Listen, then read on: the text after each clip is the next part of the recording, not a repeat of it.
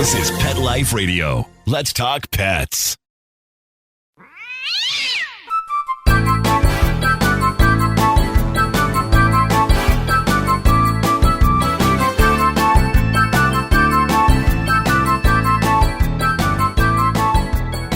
Hey there, cat lovers. Welcome to 9 Lives with Dr. Cat. I'm your host, Dr. Catherine Prim, and of course, I am a small animal veterinarian and really dedicated cat lover. Today, I have with me Dr. Mary Gardner. Dr. Gardner is amazing. I know I say everybody's amazing, but they are. She is specifically amazing because her mission has been to improve the lives of senior pets and those that care for them. And she has a brand new book called 9 Lives Are Not Enough. So I want to talk with Dr. Gardner a little bit today about what's in the book because it's got a bunch of helpful things and a bunch of knowledge that all of my listeners are really going to want to know about. So we're going to come back after a quick break and talk with Dr. Gardner. Take a bite out of your competition. Advertise your business with an ad in Pet Life Radio podcasts and radio shows. There is no other pet-related media that is as large and reaches more pet parents and pet lovers than Pet Life Radio. With over 7 million monthly listeners, Pet Life Radio podcasts are available on all major podcast platforms, and our live radio stream goes out to over 250 million subscribers on iHeartRadio, Odyssey, TuneIn, Stitcher, and other streaming apps. For more information on how you can advertise on the #1 pet podcast and radio network, visit PetLifeRadio.com/advertise today.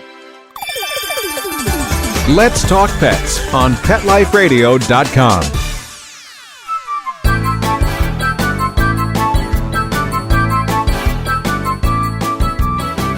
Welcome back to 9 Lives with Dr. Cat on Pet Life Radio. I have Dr. Mary Gardner here with me. Hi, Dr. Gardner. Hi, how are you? I am excellent. Thank you so much for being with me today. I'm so excited to talk about your new book. Oh, I'm so excited to talk too.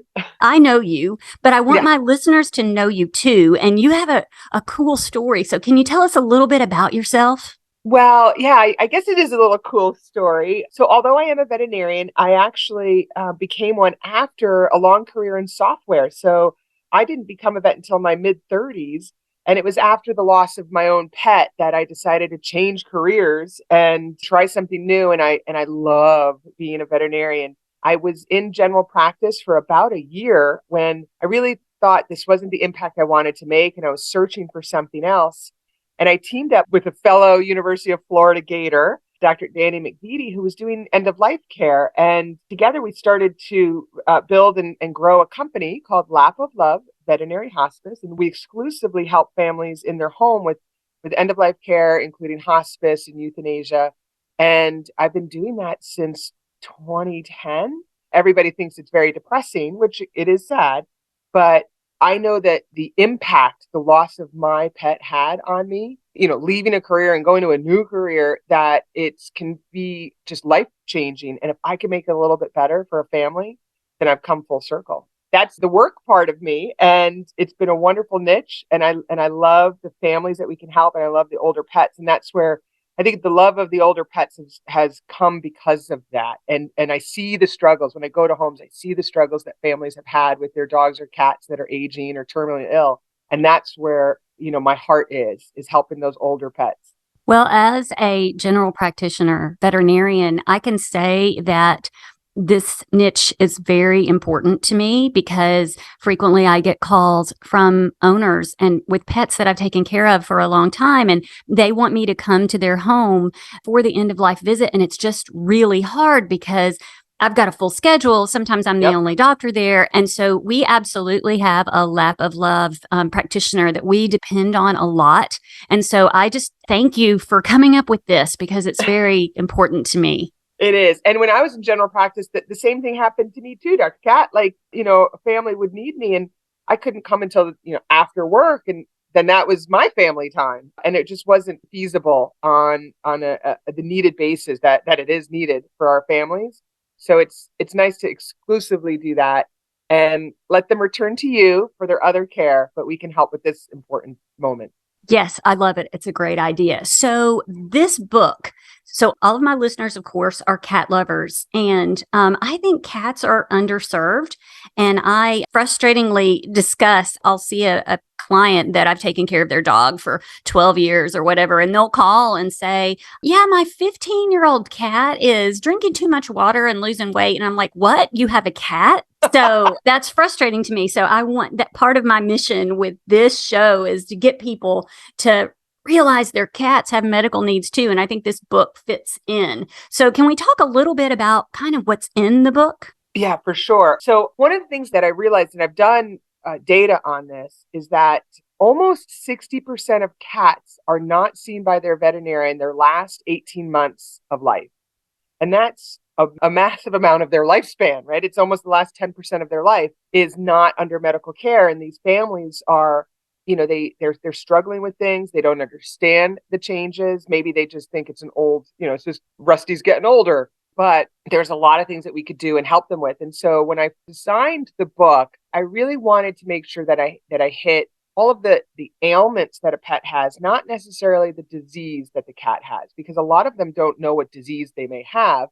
And we know that a number of diseases cause the same struggle. So for instance, you can have diabetes and kidney failure, and they're peeing a lot, and they're peeing outside the litter box and things like that. So I have the book in 4 sections. And the first section is really interesting data on why and how cats age and what we can do to help get them to 9 lives or beyond, let's say.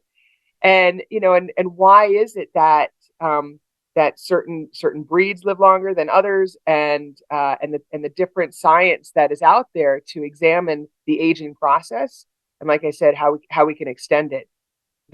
The second part of the book is probably the most practical use case of the book. And that is many chapters on all the different problems. So mobility. And as you know, so many cats struggle with mobility issues or arthritis, and nobody knows it, or the family doesn't know it. Because with our dogs, they're out for walks, right? And so we could see that he's not going as long, or he's struggling to get up the stairs. But I don't think we notice our cats that are struggling with arthritis as much. And so mobility issues is a massive problem, but it's just undercover, let's say. And someone, I'm sure you've had this with some of your families that come in and they say, Herbie's not going up on the windowsill anymore. He's not sitting on his favorite sunny spot because he can't get there. So I focus on ways that we can manage or set up the house so that way the cat can get to the sunny spot, can get into the bed, can get onto the couch, and ways that we can make sure that they have traction and stability. I have a chapter on vision loss, on inappetence, on muscle condition. And as you know, these skinny we call them crunchy cats, don't we? And because they're just so muscle wasting. And why is that happening? What can we do to help them get their muscle strength or continue to get their muscle strength? Incontinence and hygiene is very important for these older cats. Let's say a cat's got arthritis, they can't groom themselves. And so what are the products that are out there that can help with keeping them clean and not matted? In the litter box, if you're an 18-year-old crunchy cat and you're trying to get into your litter box that is, was set up for a 4-year-old cat, that could be a really hard thing. So I've got a ton of different litter box suggestions. So that second part just covers so many of the ailments our pets are having and practical ways that we can set up our house, products that I recommend, and just the tips, the home hacks, I call them, keep those cats happy, healthy, moving around, and lighten the burden. So then the fourth section is a lot about caregiver burden, because it is a lot. And I think there's a lot of disenfranchised grief out there, which means like, oh, it's just a cat, don't worry about it. Like, it's not a big deal. But we are struggling as caregivers to these cats. And I want to make sure that the families feel supported, and that, I talk about anticipatory grief, which is a real thing when we have a, either a diagnosis or advanced age cat. And we know that there's a lot more time that, left behind us than ahead of us. And that could really be a struggle on our hearts. So I go over caregiver stress, goals of care, veterinary hospice, and a big chapter on how to assess the quality of life and make the very difficult decision of saying goodbye. And that's probably when I lecture, my number one lecture to veterinarians is how to help families with that very difficult decision. So that's a really important chapter in that third section. And then the last section, I want owners to be prepared. And so when the time comes to say goodbye, I want them to understand the options that they have. I think too many people wait until the very end to have this conversation, and then it's a shock. They don't know all their options. So I want to talk about euthanasia. What is it? I don't want it to be a scary thing. If a family is set on not doing euthanasia, what does that mean? What may they see? What do we want to make sure that we prevent for our pet to not have any suffering during the dying process? I also talk about aftercare and the different cremation options out there. So there's a lot of options for families, and then lastly, also the way that we can help memorialize them. So all the different, I have like 75 product ideas or memorialization ideas, and it's just, that was really fun to come up with all the ways that we can remember our little kitties. So that's it. Like in a nutshell, it's pretty big though. Yeah, well, but I think that some points you made, I want to kind of make better, that this book is for anyone. Even if you have a younger cat, it's helpful to start to know ways that you can improve things. So yeah, I wanted to mention that, because improving the quality and length of your cat's life is really the goal of everyone. It is. Thank you for saying that. It's, my father read this book and he's like, I think every cat owner needs to have this in the beginning. Like, because there are things that we could do in the beginning or as adult cats to help them live longer and better. And it's also with us, as humans, we eat better, we exercise more, we do things better when we have problems, right? It's like, oh, I have diabetes, I'm going to start eating healthy. We should start sooner. And, but that's hard. It's hard for us to do, right? But we are in charge of our cats' lives, and we made a promise when we got them to take the best care of them. And so I do think starting earlier and being prepared will be so helpful, and it absolutely scientifically proven will extend their lives. Well, I do want to take another quick break, but then I want to come back and talk about some of the specific aging things. You mentioned the mobility issue, but there's some other things. So let's take a quick break and come right back. For those fortunate to have experienced the deep bond and unconditional love of a companion animal, the death that follows can be one of the most difficult and misunderstood losses to go through. Many times, this devastating loss goes unrecognized and trivialized by family and friends, leaving grieving pet parents struggling to find healthy ways to cope with the loss. In And I Love You Still, a thoughtful guide and remembrance journal for healing the loss of a pet, Dr. Julianne Corbin calls attention to the difficulties unique to the loss of a beloved pet and provides an interactive and compassionate guide to help you process your loss and work towards coming to a place of peace and healing. For those interested in journal therapy and looking for a professionally written and compassionate resource to help understand and reconcile the grief associated with the loss of your pet, this book is for you. And I Love You Still, a thoughtful guide and remembrance journal by Julianne Corbin, is now available for purchase on Amazon and other major book retailers. Let's talk pets. Let's talk pets On Pet Life Radio. Pet Life Radio. PetLifeRadio.com.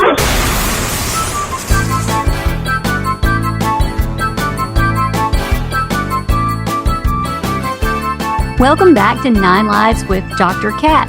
So Dr. Mary Gardner and I are talking about aging in cats and her new book, 9 Lives Are Not Enough.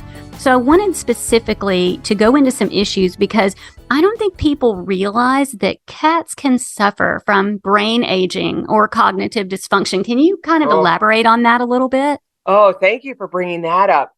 So many people, well, not so many people, but a lot of people have heard of canine cognitive dysfunction, right? So our dogs could have, flippantly say, doggy Alzheimer's, but cats get it as well. And the aging process that happens with us humans as well is something that happens a lot in our brains, right? So we will have some cognitive dysfunction, and it starts around 7 years old. And I know people might say, well, that's kind of young, but it's the start of it. And typically by double digits, they're actively showing signs of cognitive dysfunction. And with cats, sometimes it may present as a little disoriented or not remembering where their litter box was, right? Or or maybe having an accident because they can't remember where it is.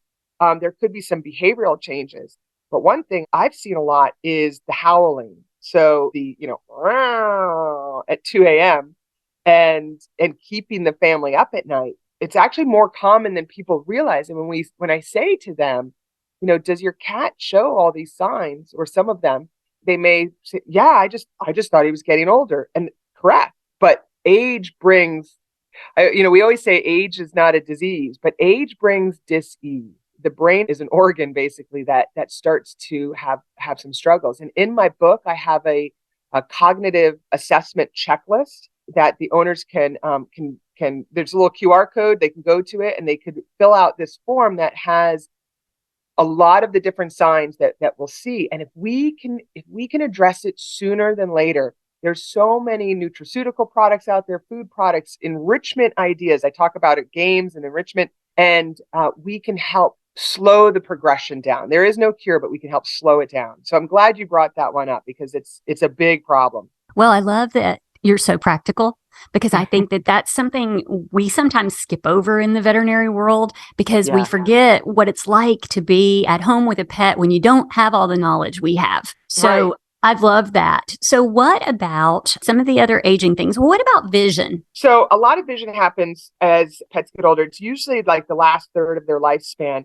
They could get major things in cats, cataracts, retinal degeneration, because of other diseases like hyperthyroidism.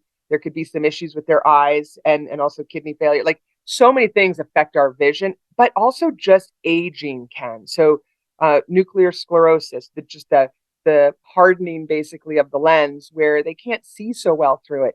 But it's not that I don't care, but I don't necessarily focus on, the details of a certain disease. I want to focus on whatever the reason is your cat is losing their vision. How can we help them? How can we set up the house so that way they're safe, that they're comfortable, that they've got their place to kind of, be secure at? Because a lot of times when they start to have vision issues and they have cognitive dysfunction and they've got pain, they need their safe spot and to feel comfortable. So, I talk about a number of reasons why a cat may have vision issues, but I really want to focus, like you said, on the practical things that we could do to keep them safe and happy in their home, regardless of the reason why. But I also do want to encourage, I have in almost every chapter, things that you should ask your veterinarian. So if you're seeing XYZ, you should be asking your veterinarian all these things and bring your cat in, because I don't want people to say, well, he's just getting old.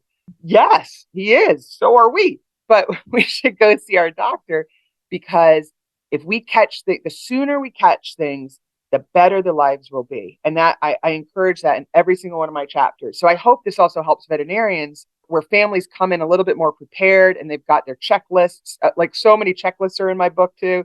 So that way they can come and be prepared and have a better conversation with their vets. That way we can focus on the things that they're struggling with. Well, that was what I was totally going to say. You beat me to it, but you said in every opportunity you say, see your vet. Every podcast that I have, I say, include your veterinarian in these choices, because if there is a disease that needs some medical management, your veterinarian will be your partner in caring for that disease. So you mentioned safety and environmental enrichment. That is something that I talk about a lot on this show. Could you give us maybe just a little example of some of your hacks about environmental enrichment? Yeah. Oh gosh. Okay. So enrichment's kind of fun, right? As I said, so many cats have cognitive dysfunction, but they also get a little bored as they get older. And there's so many things that we could do in the house that to make it a little bit more fun and keep the brain functioning. So I've got a number of product suggestions out there for cognitive dysfunction, whether it's mazes and, food games and things like that. But we can do so many like cheap versions of home hacks for enrichment. For instance, get your toilet paper roll and just, poke holes in it and, staple the ends of it and put some food in there, and they'll roll around with that and use that as a game toy. There's just a lot of great ideas that families have shared with me. But the safety aspect too, I just think people forget about it's like if you've got a geriatric family member, you have to set up your house so that way they don't slip. They've got, grab bars coming out of the shower and things like that. And so I talk about all the different products that are available, like ramps and stairs and things like that, but also some cheap versions of things. For instance, if you want to make sure that your cat doesn't go up or down a certain set of stairs because it's a little risky or whatever the issue may be. So many people say, oh, get a baby gate. Well, a baby gate is $80 and it's a hassle and it's not always easy to put them up. But so you could get tension rods, like shower curtain rods or, curtain rods. And they're maybe $2 at Walmart. And you could put just 2 or 3 shower curtain rods up where you would put a baby gate. And, and usually these cats aren't jumping very high anymore. And just to keep them safe, in a spot or keep them away from certain spots. But there's like back to this vision thing, night lights. These kitty cats need to know where they're going. And I know that so many people say, oh, well, they've got their whiskers, so they don't bump into things. Like there's so much more for caring for a cat and the things that we can do. It's endless. This is why the book is like almost 500 pages. It's big. Well, I love that. I talk about night lights and I talk about a lot of this stuff. So, I know. Hey, maybe I need to just hand out your book. Well, to be honest, that's kind of why I made it, right? I've learned over the 13 years of helping geriatric pets that there are cool things that I've learned from my families. Like the families have taught me. I'm like, wow, I never thought to use that. And the families have taught me so much. And I just needed to collate it all together and get all my ideas out there and thoughts. And, I lecture at the veterinary conferences a lot, but us veterinarians, we don't have as much time to talk about the home care. Then it's a lot more about the medicine, which is vital and important. That's why we have to go to see our veterinarian. But unless a family brings in pictures and videos and talks about the environment, we're asking some of the obvious questions, like about the litter box. But, sometimes we don't ask more questions. Is there another cat in the house? Is there another dog in the house that could be, making them a little bit more unsafe or irate or something like that? Are there toddlers in the house that need to be taught how to hold this 19-year-old geriatric cat? So I think I needed to put it all on paper, and I kept writing and writing and writing. So 3 years later, it's this big book.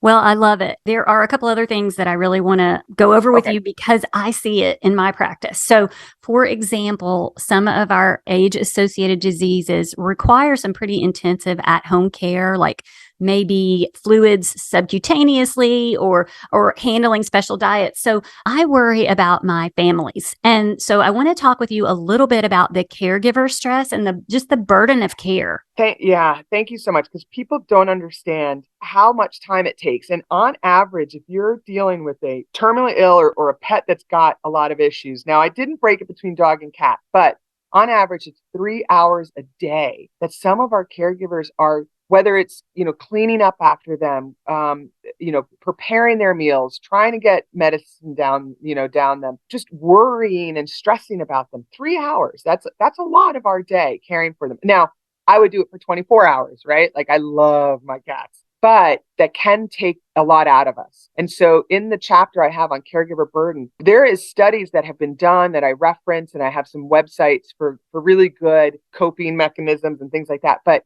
it could lead to depression, stress, isolation, things like that. And I don't think we appreciate the amount of time and mental energy, the emotional budget that we suck up when we're dealing with our aging pets. Also, boarding our pets and putting them, if we want to go on vacation, which I think we need to, it's not easy to find a facility that you trust with your aged cat, or one that needs to get sub-Q fluids, and maybe your veterinary clinic isn't open. Like there's a lot that goes into this. And I think those that aren't in it don't totally understand it. I think I appreciate, now that I've had my own older cats that I've gone through a lot with, I can appreciate how hard it is and the help that families need. So yes, and I want to get back to that because I say a lot at end of life visits, there is no wrong answer here. And because it's a person's journey too, but I do want to talk with you also, since you're my hostage here, I do want to talk about assessing quality of life. So do you have checklists? Because you usually have checklists. I do. I know I'm a checklist girl. I do. I have. And actually, I actually have a caregiver assessment checklist also. So awesome. I forgot. How could I forget? But I have that, and I do have quality of life assessment is probably my superpower if I was to say I have one. I'm really good at helping families go through this personal decision, because what you would do and what I would do and what a family would do could be very different. And I don't mean that as veterinarians, just people. We may make decisions based on a number of factors. So I love having the quality of life discussion with families. So I do have a checklist of assessing quality of life for your cat in the book. But I always think of the pet's personality, because every cat is different, and what one cat can tolerate is different than another. And, quality of life, if you're chasing after your cat to give medication and the human animal bond is broken and they've got caregiver aversion and they don't want to be near you, that's not quality of life, right? And then we know that we have some other cats that take a pill easy and sub-Q fluids like no problem. There are also budgets of life that I talk with families about, and it goes a little bit with the caregiver. So there's the financial budget. How much can we afford? And towards the end of life, there's actually, it's not always very expensive. And luckily with cats, they're small. So the medicine isn't for a 100-pound dog like it can be. But there's the physical budget. Can they physically manage caring for this pet? Do they have the time budget? And do they have the emotional budget? So the caregiver quality of life is important, but the cat's quality of life is key as well. And, in general, there's a moment of time where I won't ever euthanize a cat, because their quality of life is great. On the other end, as I'm sure you know, and many veterinarians have seen this, where families are on denial island. And I've been there myself, so no judgment. I've been the king of denial island. But we want to say we need to help this cat. This cat is now actively suffering, not even struggling, like suffering. And families don't, the pet owner doesn't see it. And I get it. But somewhere in between there, and it's a very large space, is a subjective time period. And, at any time during that time period, it's also a roller coaster. So there's good days and bad days. I support a family to say goodbye. So if we have a disease that's going to probably end their life within 6 months, or if we've got so many ailments that we're dealing with at home, I support the decision to say goodbye at any time during that subjective time period. So if a family calls me at Monday morning and says she had a horrible time this weekend, it was really hard for her to eat, she was peeing outside the litter box, she was crying all night, she wasn't comfortable, and we want to say goodbye, I'll say, absolutely, I support your decision. If they call me on Monday and said, oh my gosh, we did a bucket list, she had a beautiful weekend, her pain was under control, her anxiety was great, and that's how we want her to go, we want that to be her last weekend, I will support their decision. So it is so personal, and it is a big chapter of my book. And I also have a lot of videos. So I have a QR codes in there that go to some of my videos that can be helpful too. I could talk a lot on quality of life, so I'm going to try to not take up another hour. Well, so I agree that it's a personal journey. And I think probably the most poisonous aspect of the journey is caregiver guilt. Oh. So I talk about that a lot in my exam rooms. So can you say, what your advice on guilt is? I always first have to say, do not take on guilt that should never be ours in the first place. And when you're making a decision to euthanize a cat, so many families say, oh, I don't want to end their life. I always say, we're not ending their life. We're ending the dying process. They're already going through this. The body is shutting down. The kidneys are shutting down, or whatever, right, may be the problem. Cancer may be taking away their ability to eat, their happiness. They're already dying. We're just ending that, and we're ending it well. But man, do we feel guilty about it. When I mentioned those families that are on denial island and they just can't do it, and we see like massive problems, I'm not mad at these families. I don't feel, they love their cat. They just don't want to say goodbye. That's why I named the book 9 Lives Are Not Enough. I need at least 98 lives, right? Right. My heart just breaks.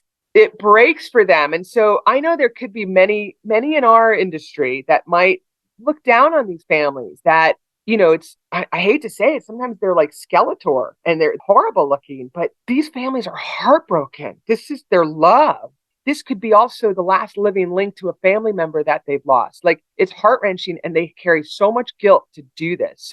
So Mother Nature, life ends at some point. And I think it is our responsibility, as hard as it can be, is to make sure that ending is good. And that's how I pillow my head at night after doing, a couple of euthanasias a day, is that I said, I did it well. We were licking on ice cream. We had people there that the cat loved. We had music playing. And if we could make sure that we say goodbye with with dignity and kindness and love, I know my families will be able to pillow their head at night one day too. And the worst part of owning a pet is ever saying goodbye. So I think so many families do so much for our cats that we don't give them enough recognition. Like they love their cats. I just think that we are such a death adverse society that we don't want to talk about it. And that's where I want this book. And when you do your podcast talking about end of life and making it not so mysterious can be really helpful during that process. And hopefully people will have less guilt. And I have a ton of stories in my book that I think a lot of people can relate to and know that they're not alone. So the stories are my favorite part. I mean, if you can have a favorite part, people say to me all the time, oh my gosh, I couldn't be a veterinarian because of euthanasia. But really, if you do it well, it is a blessing. It really is. It is a gift. So, but the stories are my favorite part. So we have a comfort room in my hospital. And so we sit on couches with the pets and we tell stories about, I remember when she was a kitten and I remember when she ate a Christmas tree ornament. We just tell stories because they're worth it. I mean, they're worth all the pain.